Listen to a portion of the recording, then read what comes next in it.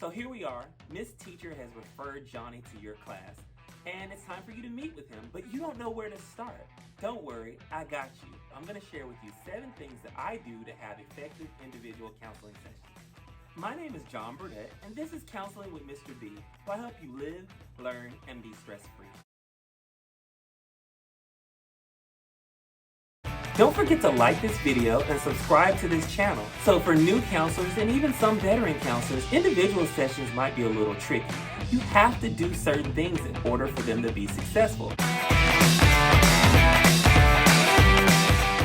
Tip number 1, build rapport and relationships with that student before you jump right into working with them. There are different ways that you can do this. You can play games, board games, card games.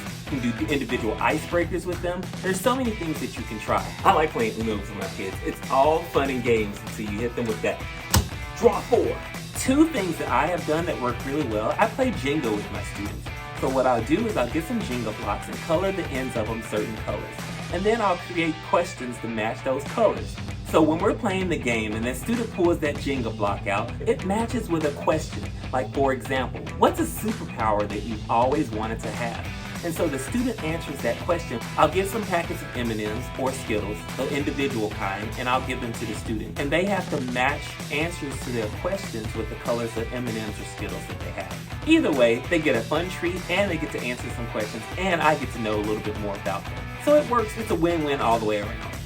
If you would like some sample questions that I use for these games, I'll drop them in the description below.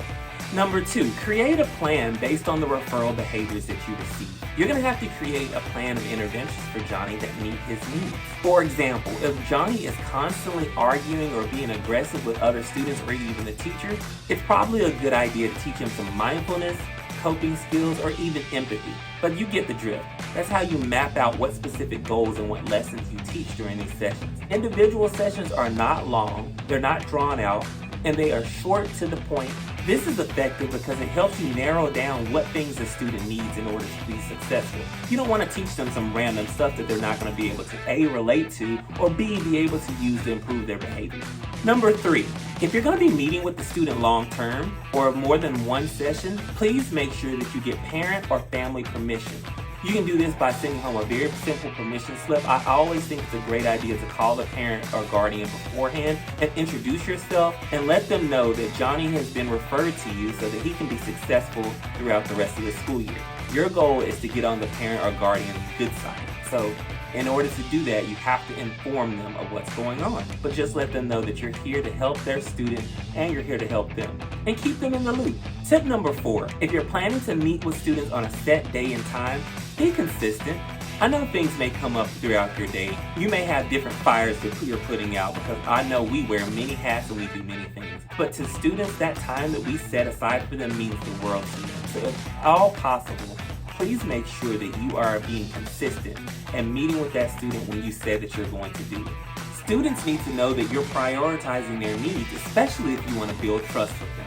Number 5, be sure to review confidentiality. You know those 3 statements that you have to say. Anything you say in this office stays between you and I, with the exception if you want to hurt yourself, if you plan on hurting someone else, or if someone is hurting you. Those are the 3 things that I have to reach out to another adult for support for. Teachers may ask you what you talked about in your sessions with Johnny, but you have to give them the bare minimum in order to keep confidentiality and trust with that student.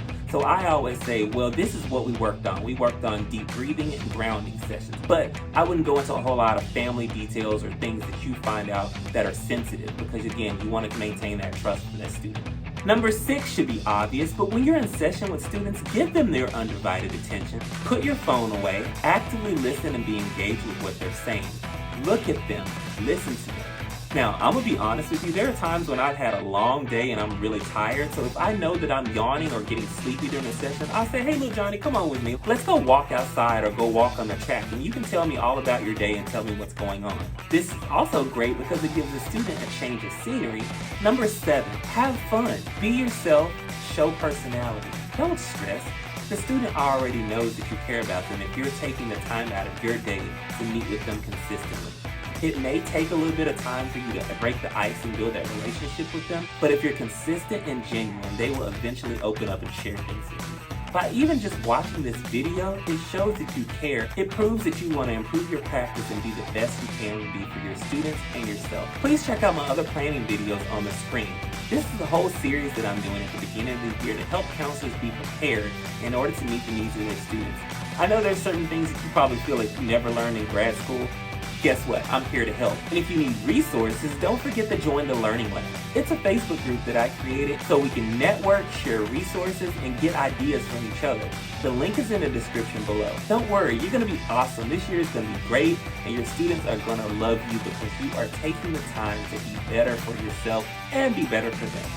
Drop in the comments below which tip was your favorite.